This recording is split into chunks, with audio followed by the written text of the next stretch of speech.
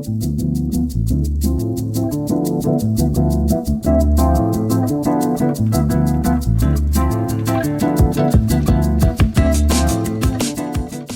eu sou Daniela Schmid, editora assistente da Stanford Social Innovation Review Brasil, a CIR Brasil.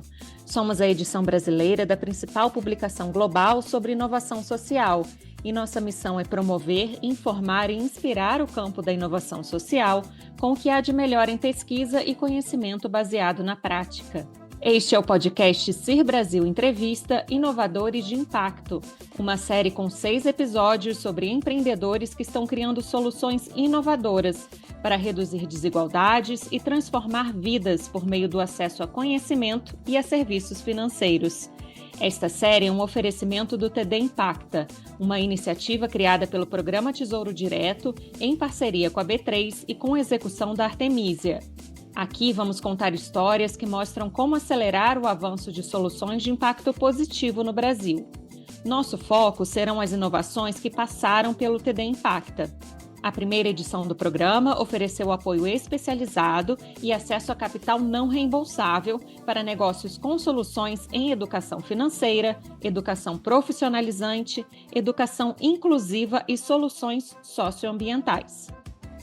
Neste último episódio desta série, vamos falar sobre um tema fundamental, o acesso a crédito no Brasil e como iniciativas de impacto podem transformar essa realidade. Vamos mergulhar na história de quem está na linha de frente dessa transformação e também explorar um dilema constante dos negócios sociais: como equilibrar impacto social genuíno com sustentabilidade econômica. Para nos guiar nessa conversa, estamos aqui com a Estela Risso, líder do programa TD Impacta na Artemisia, organização pioneira no apoio a negócios de impacto no Brasil, e também com a Rafaela Cavalcante, que é CEO da Clock, uma startup que oferece nanoempréstimos para pessoas de baixa renda, usando dados comportamentais para construir histórico de crédito e promover inclusão financeira. Muito obrigada, Estela e Rafaela, por estarem aqui com a gente hoje. Obrigada, Daniela. Oi, Rafa, tudo bom? Obrigada, Daniela. Oi, Estela. Oi, gente. Tudo bem? Obrigada, gente, pela participação de vocês. E eu queria começar esse papo pela história da Rafaela, porque ela tem uma conexão muito pessoal e forte com a missão da Clock. Nós ficamos sabendo que você se inspirou na sua mãe recorrendo a crédito informal, né? Foi uma das inspirações para a criação da Clock. E você poderia contar um pouquinho sobre como foi esse momento, como essa vivência influenciou a sua trajetória empreendedora? Pois é, né? A Clock, o problema da Clock é o meu problema. É, eu sou filha de empreendedores informais, de lojinha Mercadinho de Rua. Eu cresci assim, atendendo clientes, botando preço, limpando, arrumando, indo para fornecedor. Mas também cresci vendo meus pais não ter uma boa maneira de conseguir capital para investir ou um capital de giro para o negócio. Eram empreendimentos informais, eles também não têm muito conhecimento financeiro, não têm uma educação financeira em casa. Cheguei olhando, crescendo, vendo agiotas, visitando a loja da minha mãe, fazendo negócios com minha mãe, e achava isso muito normal, porque era uma coisa muito frequente. Não só com minha mãe, mas com outras lojinhas do bairro. Então, cresci achando que isso é uma coisa muito natural para negócio. Onde você precisava de dinheiro, você ia contar com um agiota. E você sabe que agiota é perigoso, não é legal, né? É ilegal. Está cobrando aí 7.000% de juros ao ano, para quem não conhece o serviço de agiotagem. Então, você não vai a um agiota porque você gosta, você vai porque você precisa. Quando você não tem uma outra opção, quando você realmente precisa desse dinheiro. Eu estudei administração de empresas na Federal de Pernambuco, quis me formalizar nessa parte de educação, fui a primeira da família a sair em uma faculdade federal e saí do Brasil para estudar mais desenvolvimento de empresas, internacionalização. E fora do Brasil, quando conheci hoje quem é meu cofundador, eu vim entender que a agiotagem não é normal. Interessante, né? Que eu tive que sair do Brasil para entender que isso não é uma coisa natural. E daí, explicando como que funciona o agiota, por que minha mãe utilizava de agiota, é, quanto que se paga a um agiota, esse meu cofundador, ele é do mercado financeiro e já desenvolveu, antes da Clock, um score de crédito alternativo que foi utilizado na Indonésia por um banco, internacional. Falou: "Ô, Rafa, há essa outra maneira de analisar pessoas que não estão incluídas no sistema financeiro, que olha outros dados além da movimentação bancária dessa pessoa, além da renda dessa pessoa, que consegue entender que há risco ou não há risco, que há possibilidade de oferecer uma confiança de crédito para essa pessoa ou não. Se eu construir um score desse para você, você com sua experiência de desenvolvimento de negócios, você desenvolve um negócio, fixa o problema de sua mãe e de várias outras pessoas que estão em mesma situação, porque minha mãe é uma de 38 milhões de pessoas que estão aí, excluídas do sistema, financeiro formalmente, né? E vale lembrar que ter uma conta bancária não significa exatamente estar incluído no sistema. Então, há mais de que ter uma conta bancária. Mas assim, esse foi, o por baixo dos panos da criação da Clock. A gente então fez um teste alfa, em 2018 para ver se as pessoas de baixa, porque o problema, que é encontrado para esse público de baixa renda é um público muito arriscado, não há dados no sistema dessas pessoas. Sem dados, como que eu vou colocar meu score de crédito, que a gente fala aí, o tradicional? Como que a gente roda um score de crédito sem dados? Então, a gente não pode oferecer dinheiro, não pode oferecer crédito, não pode oferecer outros produtos. Vira uma bola de neve, né? Você não tem um e acaba que você não consegue ter acesso a nenhum outro. Então, a gente fez um alfazinho, deu crédito para 30 pessoas e viu que eles pagaram, sem problemas de ter que cobrar, sem atrasos. Então, as pessoas estavam com essa ganância de ter um produto oficial para acessar crédito. E aí a gente continuou, fez o beta e deixou ele funcionar. E aqui a gente está hoje ainda, né? Que legal, Rafaela. É muito interessante como essas experiências pessoais elas podem se transformar em soluções de impacto, né? E a Clock, ela trabalha com micro e nanocrédito. Eu queria te pedir para explicar para o nosso público esses conceitos, o que é micro e nanocrédito, e se você puder explicar um pouquinho também qual é o perfil de pessoas que têm procurado esse tipo de empréstimo via Clock, né? O perfil em termos de gênero, idade, profissão, por que que essas pessoas precisam, né, desse crédito? Por que que elas procuram o crédito? Claro, o microcrédito, lá criado pelo Yunus, o Banco dos Pobres, é aquele crédito pequeno para empreender. É, na verdade, na Clock a gente trabalha apenas com nanocrédito. A ideia é que esses são créditos menores que o microcrédito, e que ele é dado como uma forma da gente construir um histórico de crédito para esse cliente e ele então consegue acessar o microcrédito. Porque apesar de o microcrédito ter sido criado para incluir, ele ainda chega a não conseguir incluir todo mundo, porque você ainda precisa ter alguns dados do seu negócio, você precisa ter um negócio criado há um certo tempo. Então, quando você pensa em uma pessoa que tem um negócio informal, que tem uma barraquinha de rua, está vendendo ali alguma coisa na rua, ou que vende algum produto de revista, talvez ele não tenha contabilidade, ou ele não tem contas a receber e pagar, não tem esse controle e não consegue acessar ali um microcrédito, que ele tem uma certa, ou até um outro lado do microcrédito, que você precisa ter um grupo de pessoas para acessar esse capital, que é uma das maneiras que o microcrédito trabalha, que é esse poder social, o poder do amigo, do companheiro de evitar essa inadimplência.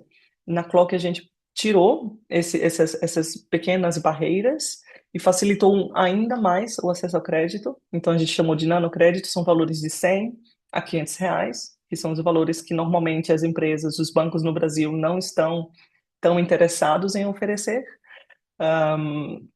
E a gente oferece, sempre no primeiro pedido. até R$ 150, não porque a gente não acha que a pessoa poderia pegar mais, mas porque a gente quer também incentivar o aprendizado que o crédito formal tem datas a pagar, tem um certo comportamento que a empresa, que a financeira espera desse cliente, para ele ficar um cliente adimplente e assim construir um histórico positivo. Porque muitas vezes essas pessoas nunca tomaram crédito formal e no crédito boca a boca é eu te pago amanhã, eu te pago em uma semana, eu te pago em um mês. Ah, hoje eu não tenho, desculpa, daqui a pouco. E isso não funciona na formalidade.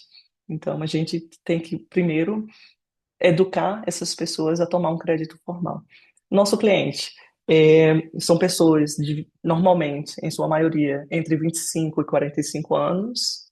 Elas são pessoas que têm o seu próprio negócio, e daí a gente está olhando, em sua maioria, mulheres, salão de beleza, manicure, vendedora de revista, massagista, todas essas profissões que a gente vê em todos os cantos do Brasil, né?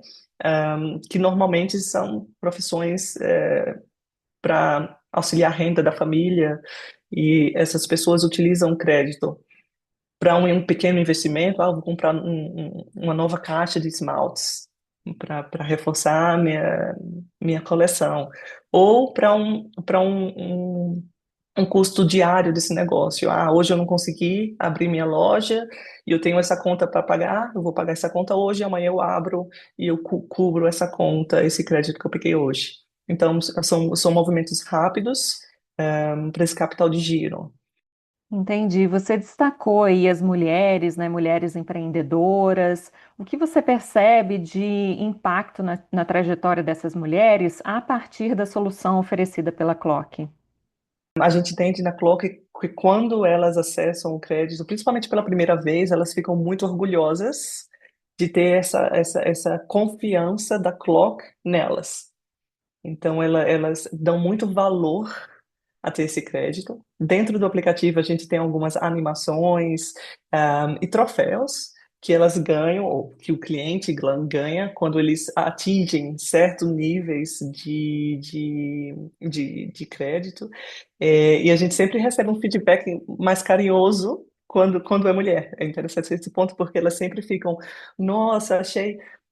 Tô super satisfeita, vi lá meu troféuzinho ouro, uma lhama, a gente coloca uma lhamazinha super dançando, assim, você conseguiu, você ganhou um desconto, fique feliz por estar construindo o seu histórico de crédito positivo, e a gente vê que elas ficam muito satisfeitas com esse passo na formalidade. E a gente sabe também, entende, desde o microcrédito do Yunus lá, que ele já compartilhou, que quando você confia e investe numa mulher, você não está investindo só em uma pessoa, né? Você investe em toda a família daquela mulher. Então, você acaba que dá um suporte à família também. Legal, eu queria falar um pouquinho mais sobre esse tema do score de crédito, porque vocês têm essa metodologia própria que você até já comentou com a gente. Você pode explicar um pouquinho melhor sobre como essa metodologia funciona, por que que ela é tão diferente das outras metodologias que existem no mercado? E a gente sabe que tem a ver um pouco com dados comportamentais, mas a gente queria saber um pouco como funciona na prática. Essa é interessante, eu vou tentar explicar devagar, porque pode ser também complexa. O histórico básico, o tradicional, é o SPC Serasa, o Experian, e ele analisa dados financeiros. Então, ele vê suas movimentações bancárias, ele vê seu cartão de crédito, ele vê suas contas, e você recebe um número, e esse número te diz se você é um bom pagador ou não pagador, e ele é compartilhado com empresas que fazem pesquisa dentro do seu score. Esse é o score tradicional. Então, todo o mercado financeiro acessa esse score tradicional, quando eles precisam oferecer algum produto financeiro. Existem os scores alternativos, e essa, esse alternativo ele pode ser feito de diversas formas. Algumas empresas tentam fazer por mídias sociais, vendo o seu comportamento no Instagram, no TikTok, no WhatsApp, que seja. Algumas empresas tentam fazer a partir de pagamentos de conta de energia ou água. Existem empresas assim. Algumas empresas tentam fazer o cadastro positivo, está tentando com pagamentos de contas. Então, tem vários outros métodos. O que a gente escolheu foi o comportamento, porque cada um dos outros métodos a gente encontrou algumas barreiras que não poderiam se adequar ao cliente que a gente quer causar impacto. Porque se você fala, eu vou seguir esse modelo de pagar contas, mas uma pessoa que aluga um quartinho, ela não tem o nome dela numa conta de energia, ela não tem o nome dela numa conta de água, então ela não tem como provar uma conta. Já corta essa pessoa do nosso score. Se a gente olha as pessoas que têm mídias sociais, uma pessoa de 50, 55 anos talvez não use o Instagram, ou talvez não usam um Face, não. Então, normalmente usam Facebook, mais nessa idade, né? Mas não usam de forma igual ou semelhante a uma pessoa de 20, 25 anos. Então, é muito complexo chegar num score que tenha uma capacidade boa de ver risco. Então, a gente escolheu o comportamento porque o comportamento de pobre, de rico, de branco, amarelo, preto, de feio, bonito, de alto e baixo, ele é semelhante. Então, você tem um comportamento de risco ou você não tem um comportamento de risco? Porque a gente está falando assim, risco financeiro. E daí você olha, essa pessoa, ela acabou de criar um e-mail para abrir essa conta da Clock? Isso soa um pouco estranho. Por que ela acabou de criar um e-mail? Porque esse e-mail é novo. A gente vê. Essa pessoa ofereceu o telefone correto. Hoje em dia, no Brasil, os telefones estão conectados com o CPF. Esse CPF é do telefone dela? Não é. Ou é? Se é, legal, ela está oferecendo uma informação correta. Então, a gente vai olhando cada informação que é oferecida por essa pessoa, cada informação que a gente encontra de dados transparentes compartilhados, no sistema, e a gente vê se houve algum comportamento que tenta conseguir esse crédito, mas de uma forma que não tem intenção de pagar. Esse é um dado. E o outro é que a gente vê o comportamento de uso do próprio aplicativo. Essa pessoa está acessando de 3 horas da manhã e ela diz que ela é professora. É um horário que é meio estranho, porque ela está sempre acessando de 3, 4 horas da manhã, mas ela é professora e talvez ela trabalhe de dia.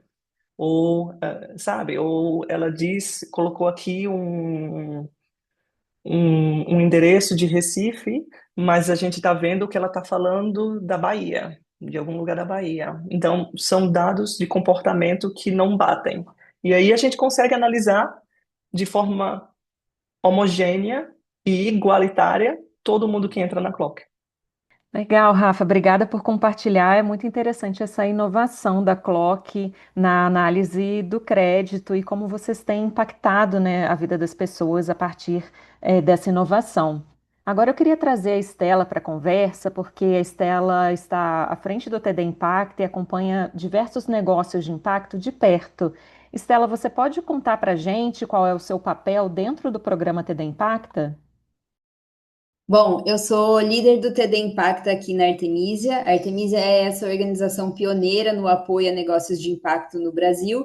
E, por sua vez, o TD Impacta é essa plataforma de apoio e investimento para negócios de impacto, criada pelo programa Tesouro Direto, em parceria com a B3 e com nossa execução.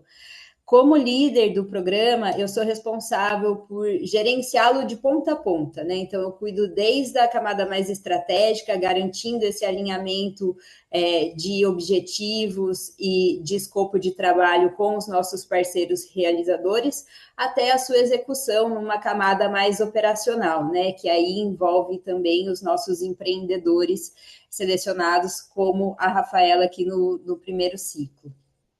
E falando na Clock, que foi um dos negócios que ganhou destaque dentro do programa TD Impacta, eu gostaria de saber um pouquinho a sua visão sobre quais fatores fizeram com que esse negócio se destacasse entre os outros que participaram. Ah, legal. A Clock se destacou logo no começo, no nosso processo seletivo, né? Acho que são três fatores principais aqui.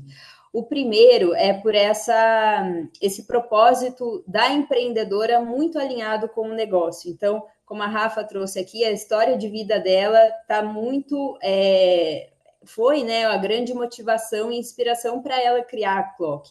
Isso mostra para a gente esse comprometimento que a empreendedora tem com a construção desse negócio. É como se a gente entendesse que, poxa, a Rafa é a melhor pessoa para resolver esse problema, né? Ela vai fazer esse negócio acontecer porque ela viveu essa dor de perto, ela viveu o impacto desse desafio na vida da mãe dela e dos familiares dela. Então, essa junção do propósito do negócio com o propósito da empreendedora foi um primeiro ponto de destaque para a gente. Um segundo ponto foram os números de tração que a Clock apresentou. Então, chamou muito a minha atenção, eu me lembro, no processo seletivo, quando a Rafaela trouxe que esses números, eles estavam, de crescimento, né, eles eram praticamente orgânicos. Então, os usuários da Clock faziam essa propaganda boca a boca e a Clock já tinha uma atuação a nível nacional. Então, para a gente, isso é um indício muito bom de que existe uma demanda de mercado muito forte e o negócio já está construindo um produto que é muito aderente a essa demanda, que ele resolve, de fato, essa dor.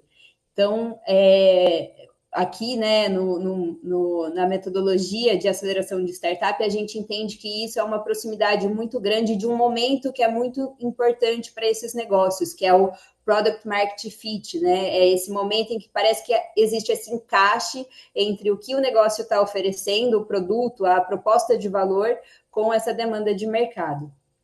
E, por fim, um terceiro fator que a gente avalia e que, no caso da Rafaela, também foi um ponto que contou para ela estar no programa, foi o próprio perfil dela como empreendedora. Então, o programa de aceleração como o TD Impacta, ele quer oferecer uma série de recursos e oportunidades para esses empreendedores. E esses empreendedores têm que estar abertos a esse aprendizado. Então, a gente conseguiu perceber que a Rafa, sim, estava querendo aproveitar essa oportunidade ao máximo. Ela já compartilhou com a gente, desde o início do processo seletivo, os desafios que ela tinha, as dúvidas e incertezas da jornada, e a gente entendeu que, sim, a gente poderia ajudá-la nesse momento. Então, esse tipo de postura pesa bastante na seleção num programa como esse, porque é exatamente o perfil de empreendedor que a gente está buscando. Entendi. E, Estela, tem uma palavra que a gente ouve muito no mundo dos negócios de impacto, que é escala. Todo mundo quer crescer, quer expandir seu negócio, alcançar mais pessoas, e eu queria entender a sua perspectiva sobre isso. O que que significa aumentar a escala de um empreendimento de impacto, mas sem perder a missão social desse empreendimento. E se você tem exemplos que ilustram esse equilíbrio. Essa é uma ótima pergunta, Daniela. Escalar, claro, nos negócios de impacto também tem esse significado, né, de crescer a operação, de alcançar mais cliente, de ter mais resultado financeiro e de transformação socioambiental positiva. Só que aí que tá, né? Quando a gente fala de negócios de impacto, não é crescer por crescer. Essa transformação socioambiental positiva, ela tem que crescer junto com esse resultado também, né? Esse propósito tem que se manter no centro. Então, tendo acompanhado alguns negócios de impacto, eu acho que tem alguns elementos que ajudam esse crescimento a não perder de vista esse impacto no fim do dia, né? O primeiro é ter uma clareza de propósito. Então, quando você sabe por que teu negócio existe, que mudança você quer proporcionar para a sociedade, você vai questionar toda e qualquer decisão de crescimento que você tomar, né? Então, ter isso muito claro, ter essa visão muito clara para você traçar essa estratégia de crescimento com base, sem perder de vista, né, essa missão, acho que é primordial. Um segundo elemento é o alinhamento entre todo mundo que está envolvido, né? Então, estamos falando aqui de governança, de cultura organizacional. Equipe, parceiro, investidor, precisa estar todo mundo alinhado também a essa causa e a essa visão de crescimento, porque é muito fácil a gente perder o rumo quando a pressão pelo resultado, pelo número puramente aumenta. E tem um último fator que é, a gente está falando de impacto, mas é preciso medir esse impacto, né? Trazer, deixar tangível ele ao máximo para a gente entender se a gente está no caminho certo e se ele tem acompanhado esse crescimento, né? E aqui a gente não está falando de faturamento só, né? Faturamento é um indicador que mostra esse ganho de escala, mas em impacto existem outras métricas e outros resultados que a gente precisa olhar. E falando em crescimento, eu queria voltar a conversa com a Rafaela para entender sobre o piloto que a Clock fez durante o TD Impacta, que foi focado em parcerias B2B. Queria entender como essa experiência contribuiu para o crescimento e o aprimoramento do negócio. Primeiro, um gancho para a resposta da Estela anterior, por que escolheram a Clock. Muito obrigado, Estela. Não tinha ouvido assim em resumo, fiquei emocionada aqui. Durante o programa, a gente pensou assim: a gente cresce bastante com boca a boca, foi o único jeito que a gente utilizou até agora para crescer. Nossos clientes são nossos melhores marqueteiros, mas o que nos foi apresentado, pensado, foi: poxa, legal que estão crescendo, mas talvez seria mais fácil ainda crescer se o teu cliente, a pessoa que toma crédito mesmo, já chegasse prontinha para você. Tipo, embrulhada de papel, aqui tá, pode dar o crédito. E, tipo, soou excelente isso, então a gente começou a testar. Vamos testar, vamos procurar parceiros que têm esse cliente ideal Clock e vamos ver como que a gente vai funcionar, como que esse cliente chega até a gente, qual é o benefício para esse parceiro, qual é o benefício para a Clock.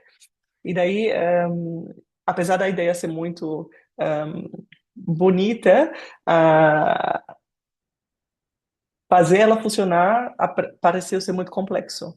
Porque quando você está falando de fazer uma parceria com outra empresa, você tem que ver qual o tempo da empresa, qual é o foco dele para esse ano, quais são as metas que eles têm, será que eles estão interessados também nesse compartilhamento de clientes, o que é que eles querem em troca. E o que a gente percebeu da Clock foi que esse alinhamento ficou muito complexo e muito longo.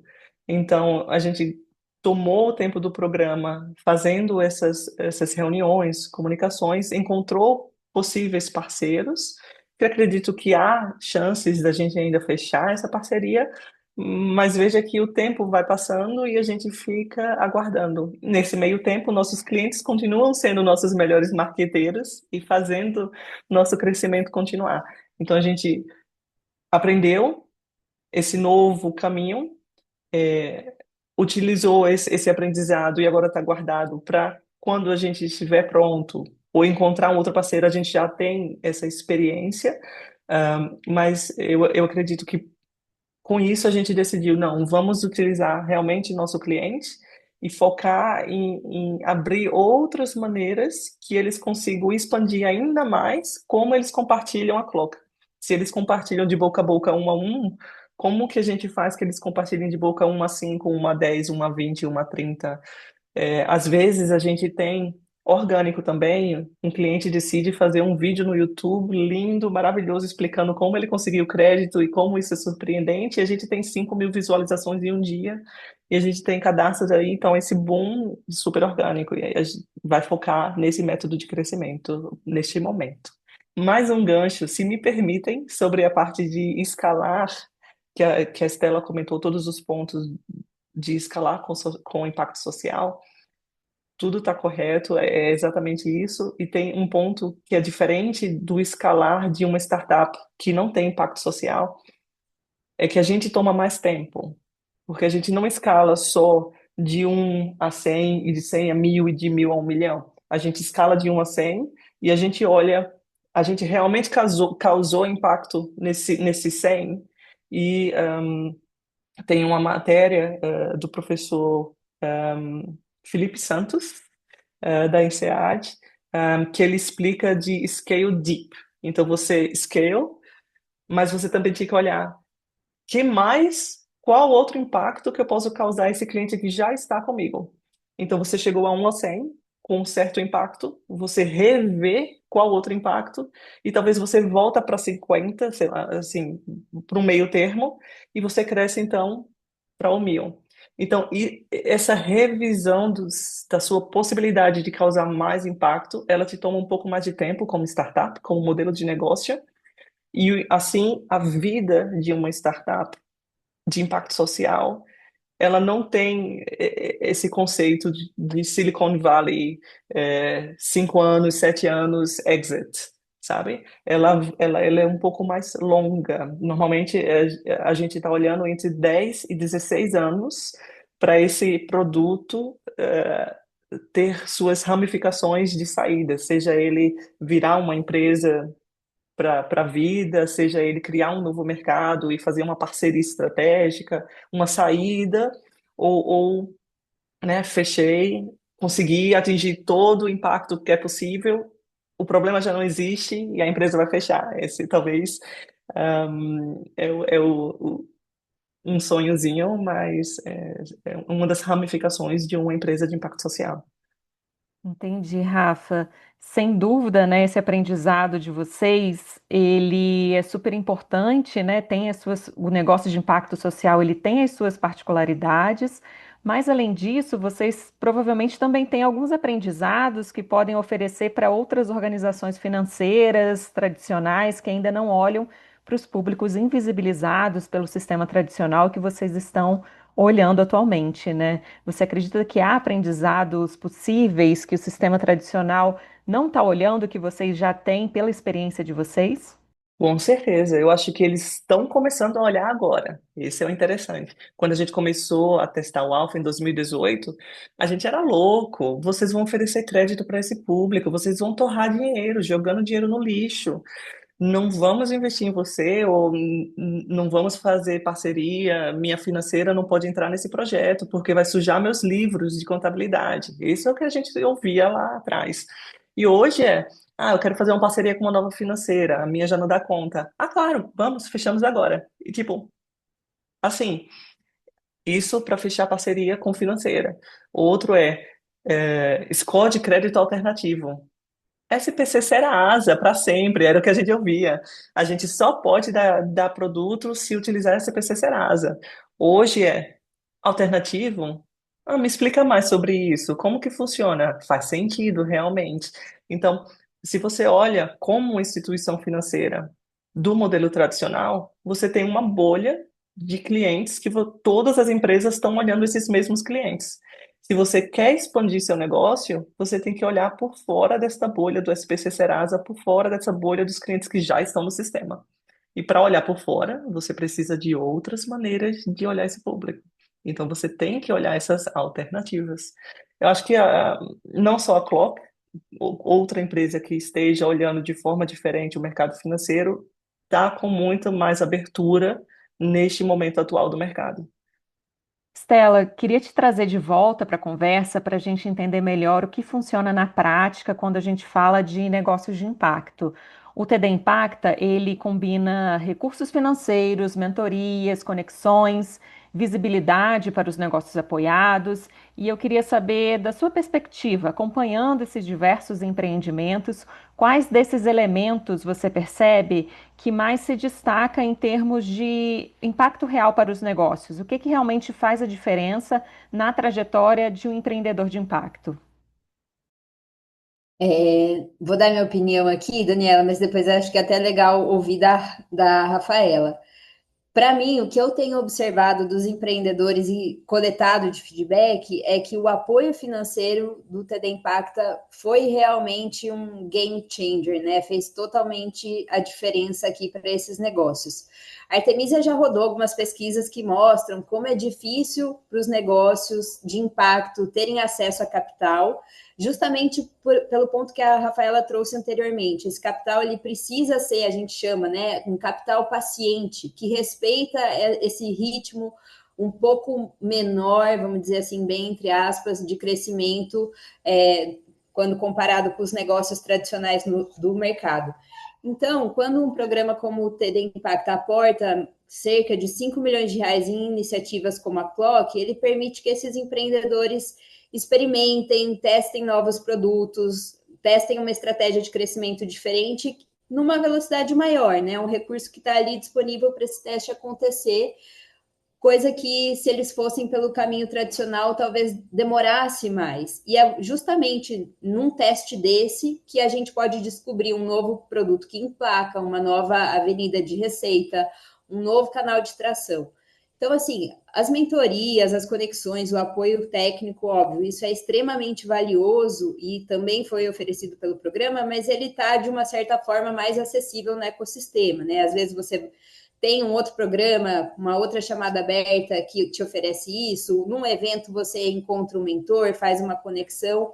O recurso, o recurso financeiro, ele é realmente mais difícil, mais limitado. Então, o TD oferecendo esse valor, eu acho que foi realmente um diferencial do programa para os nossos empreendedores. Rafaela, você poderia contar para a gente qual foi o maior diferencial para você no programa e se esses recursos financeiros não reembolsáveis, eles realmente foram importantes no caso da Clock? Totalmente. O programa em si ofereceu essa parte, a Estela comentou do suporte pessoal, né, de consultorias, excelente. Não era uma coisa só, vamos fazer um workshop, você participa, é obrigatório, marquei um X, estava lá. É coisa de o que você fez hoje, qual é o seu planejamento, vamos checar se está funcionando. Sabe, praticamente foi uma pessoa que veio para dentro da Clock e nos empurrou para crescer. Isso foi show de bola, genial. Tipo, deveria ter sido contado como valor em dinheiro também do que custa esse tipo de consultoria. E o não reembolsável é um valor substancial, a gente não está falando de pouco dinheiro, né? Então faz uma diferença gigante você poder contratar, investir em alguma coisa que talvez você não pudesse se não tivesse esse valor extra. Além disso, por ser não reembolsável, você como startup, como fundador, você entende que essa empresa está ali para te dar o suporte que você precisa e não para te forçar a fazer alguma coisa que é do entendimento deles para trazer maior retorno financeiro. Não sei se faço aqui a diferença. Se fosse um VC, um investidor tradicional, faria, eu acredito que a Clock vai fazer mais dinheiro se vocês aumentarem seus juros, porque há aqui um espaço para aumentar mais juros e vocês têm mais receita, mais receita. Isso a gente já ouviu de investidores que queriam investir na gente. A gente fez, não, a gente não quer seu dinheiro se for baseado nesse tipo de pensamento. Quando é não reembolsável, você sabe que ele está ali para dar suporte ao negócio do jeito que o negócio decidir crescer. Então, é um diferencial enorme e faz todo, né, o programa ser todo especial como é. Agora, eu queria abrir um diálogo entre vocês sobre alguns pontos que conectam a visão de quem empreende e a visão de quem apoia esse ecossistema, com algumas perguntas e respostas rápidas. Começando pela Rafaela. Um dos grandes dilemas dos negócios de impacto é justamente conciliar a missão social com a viabilidade econômica. Como a Clock tem feito para equilibrar esses dois lados no dia a dia? Tendo sempre em mente que a gente tem que oferecer um produto que cubra custos e ver se há possibilidade de baixar custos para oferecer um produto que ainda ofereça impacto social para o cliente. Se os custos não cobrissem, se a receita não cobrisse os custos, a gente infelizmente não conseguiria colocar para funcionar. Estela, e da perspectiva de quem apoia os negócios, como a Artemisia ajuda empreendedores a encontrar esse equilíbrio? Tem alguma metodologia ou são orientações personalizadas para cada um? Tem os dois. A gente tem ferramentas de gestão, né? Algumas metodologias que a gente utiliza, mas como a Rafa bem trouxe, a gente tem esse apoio individualizado, esse consultor que praticamente entra dentro do negócio e trabalha como uma pessoa da equipe lá, garantindo que a gente está sempre trazendo essas provocações desse equilíbrio entre crescimento e impacto, questionando decisões, e, enfim, então é um misto dos dois. E tem algum tipo de articulação entre diferentes atores, como governo, mercado financeiro, startup, sociedade civil, que você acredita que ainda precisa ser fortalecida para que negócios como a Clock possam prosperar e se multiplicar? Com certeza, eu acho que essa articulação entre todos, no geral, como a gente viu acontecer aqui no TD Impacta, ela deveria ser muito mais frequente, né? Então, o governo é essa grande força motriz, ele cria esse ambiente, ele cria as políticas públicas que impulsionam esses negócios. A iniciativa privada traz o capital, e aí fica a provocação para cada vez mais ter esse olhar sobre esse capital paciente. Os negócios, por sua vez, trazem as inovações e as soluções, e a sociedade civil está ali gerando essa demanda, validando essas soluções e apontando os desafios. Então, hoje isso acontece ainda de uma forma muito desestruturada, né? Tá todo mundo fazendo o seu ali. Quando a gente tem uma iniciativa como o TD Impacta e todo mundo se junta e essa articulação se fortalece, todo mundo sai ganhando. Então, acho que, no geral, é isso. Mais iniciativas como o TD Impacta em outros setores, resolvendo outros tantos desafios urgentes que o Brasil tem, deveria ser mais frequente para a gente ter cada vez mais negócios de impacto prosperando e mudando a sociedade, como a gente aqui na Artemisia acredita muito que deve acontecer. Isso seria mais barato do que políticas públicas ou outros métodos que fazem hoje em dia, né? Investir 200, 300 mil numa startup que vai escalar. Exato, e é colaboração pura, né? Cada um aqui traz a sua expertise, traz a forma que melhor consegue contribuir, e, no geral, a gente tem esse impacto grande acontecendo. Nós estamos nos encaminhando para o encerramento desse episódio e, como temos feito, eu queria convidar vocês a olharem para o futuro. Começando pela Rafaela, eu queria saber como você imagina o cenário de inclusão financeira no Brasil daqui a 5 ou 10 anos e que papel a Clock pode desempenhar nessa transformação. A gente já está vendo bastante, muitos passos, como no que se fala em inclusão financeira, com o Pix sendo um exemplo nacional e internacional, de pagamentos, de transferências, de valores. Muitas pessoas começaram a utilizar então o sistema a partir do Pix, mas existe aí muitos outros passos a serem tomados. A Clock está entrando nessa parte do crédito, da formalização do crédito para pessoas de classes mais baixas, mas também há outras áreas que precisam também olhar essa inclusão, que daí a gente olha para investimentos, que é uma palavra ainda muito elitizada e talvez um susto para as pessoas de classe baixa, algum que eles não consigam atingir, ou é o pensamento. Seguros. Então, são alguns outros produtos e áreas que precisam ainda olhar essa parte de inclusão. Talvez em 5 anos, com essa perspectiva que empresas estão a cada vez mais abertas, a gente não precisa mais falar de inclusão, mas e sim desenvolvimento dessas pessoas que foram incluídas nesses anos agora que estamos trabalhando. Legal. E agora a minha pergunta é para a Estela. Gostaria de saber que papel programas como o TD Impacta podem ter nessa construção de um sistema financeiro mais inclusivo nos próximos anos e se vocês têm planos de expandir ou aprofundar iniciativas como essa. Acho que o papel do TD Impacta é mostrar para o ecossistema o quanto os negócios de impacto têm esse poder de trazer soluções cada vez mais endereçáveis para esse público que está à margem do sistema financeiro tradicional, né? Tornando-o mais inclusivo. Então, negócios de impacto estão unindo inovação com essa transformação social positiva, e a gente está aqui fomentando para que eles cada vez mais sejam ferramentas que ganhem força dentro desse ecossistema. Eu gosto de ver o TD Impacta como esse grande laboratório em que a gente recebe esses negócios, ajuda-os a crescer e vê no futuro, né, mais para frente, eles realmente fazendo a diferença no setor. A iniciativa continua falando de planos de expansão, né? O TD Impacta já está no seu segundo ciclo, dessa vez em um formato otimizado, mas mantendo esse nosso DNA de apoiar negócios de impacto que estejam aqui contribuindo para as temáticas de educação financeira e soluções financeiras inclusivas. Obrigada, Estela e Rafaela, por compartilharem essa visão de futuro com a gente.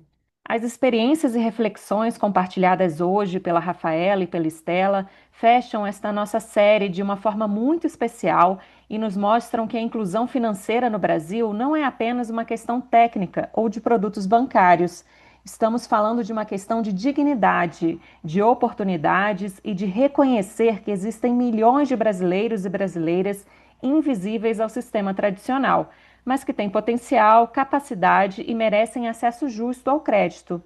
A CLOC e o TD Impacta demonstram que quando empreendedores com propósito encontram apoio estruturado, recursos adequados e um ecossistema que acredita no potencial transformador dos negócios de impacto, é possível criar soluções que equilibram a sustentabilidade econômica com a missão social genuína. E isso reforça o nosso foco aqui na CIR Brasil, que é de disseminar histórias e conhecimentos que inspiram a transformação social e nos mostram que um Brasil mais justo e inclusivo é possível quando unimos inovação, tecnologia com propósito e compromisso real com quem mais precisa. Ficam os nossos agradecimentos a Rafaela Cavalcante, CEO da CLOC, e a Estela Risso, líder do programa TD Impacta na Artemisia, por compartilharem suas experiências e conhecimentos conosco hoje. Foi uma conversa muito inspiradora e um fechamento perfeito para essa série. E quero fazer um agradecimento especial ao programa Tesouro Direto, a B3 e a Artemisia, que não apenas viabilizaram a realização desse podcast, mas que também, por meio do TD Impacta, estão construindo um ecossistema mais forte e inclusivo de negócios de impacto no Brasil. O apoio de vocês foi fundamental para que pudéssemos contar essas histórias transformadoras ao longo dessa série. Se você gostou desse episódio, não esqueça de nos avaliar onde estiver ouvindo ou compartilhe com alguém que possa se interessar por essa conversa. Seu apoio nos ajuda a continuar trazendo conteúdos relevantes sobre negócios de impacto e transformação social. A série CIR Brasil Entrevista Inovadores de Impacto é uma produção da Stanford Social Innovation Review Brasil, a CIR Brasil, com oferecimento do TD Impacta, uma iniciativa criada pelo Programa Tesouro Direto em parceria com a B3 e com execução da Artemisia. O roteiro dos episódios é de Carolina de Assis e Jaqueline Laflufa. A edição de som e a identidade sonora são de Lopes FX Estúdios e Audiovisual. E a coordenação geral é de Carolina Martinez. Eu sou Daniela Schmid e nós nos encontramos no próximo episódio do CIR Brasil Entrevista Inovadores de Impacto. Até lá!